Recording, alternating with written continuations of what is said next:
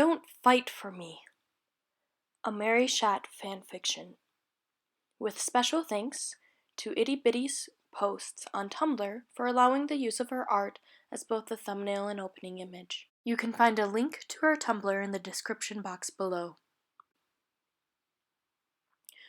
You have to run! Get away from here! Marinette screamed, watching in terror.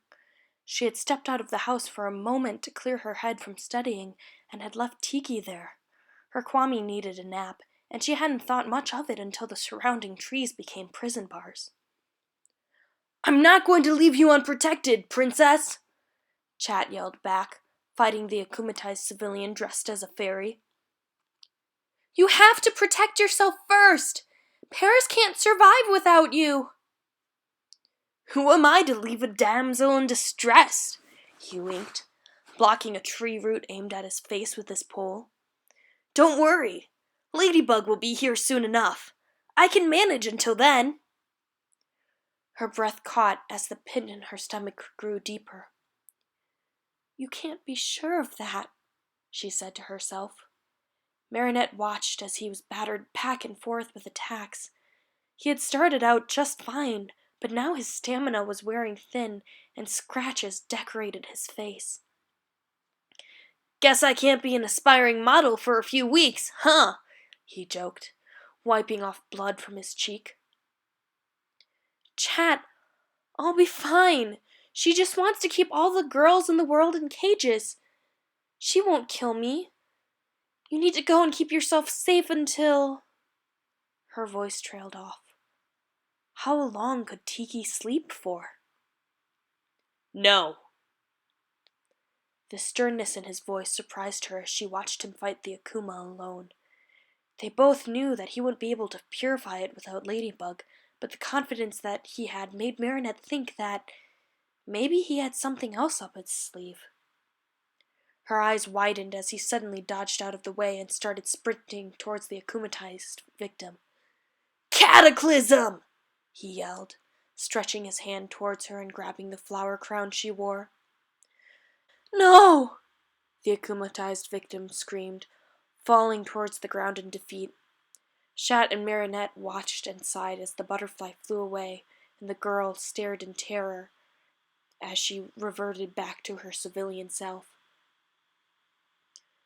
You know that the damage will stay until you and Ladybug catch the Akuma again, right? Marinette sighed, running over to a beaten-up Chat Noir. You're hurt! He exclaimed, touching her chin. A branch had nicked her as the cage fell apart and was starting to bleed. Oh, this? I'll be fine, she said. But you aren't. Why didn't your suit protect you? I'm only half as strong without Ladybug, he shrugged. I guess that applies to my equipment as well. She couldn't stop the tears from rising to the surface after hearing his words. This was her fault. If she had been more responsible, he wouldn't have gotten hurt. If she had been there as Ladybug, she could have easily bounced back without harm. What's wrong, Princess? Chat asked, noticing her tears. You're safe now. Ladybug will be back soon enough. She's probably taking a nap or something. Don't fight for me, she protested, slamming her fists on his chest. Don't let yourself get hurt, don't... Her words were choked by sobs, and Chat realized that he meant something to her.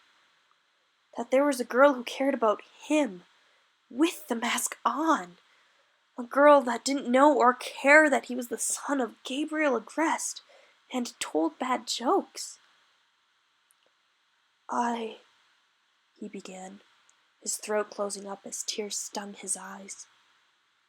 I'm sorry. Thank you so much for listening. This has been a Miraculous Ladybug fan fiction. One more shout out to Itty Bitty Posts for allowing the use of her art as the opening and thumbnail images. And if you would like to hear more, you can click the playlist below, which is specific to MariChat fanfictions. I'll see you next time.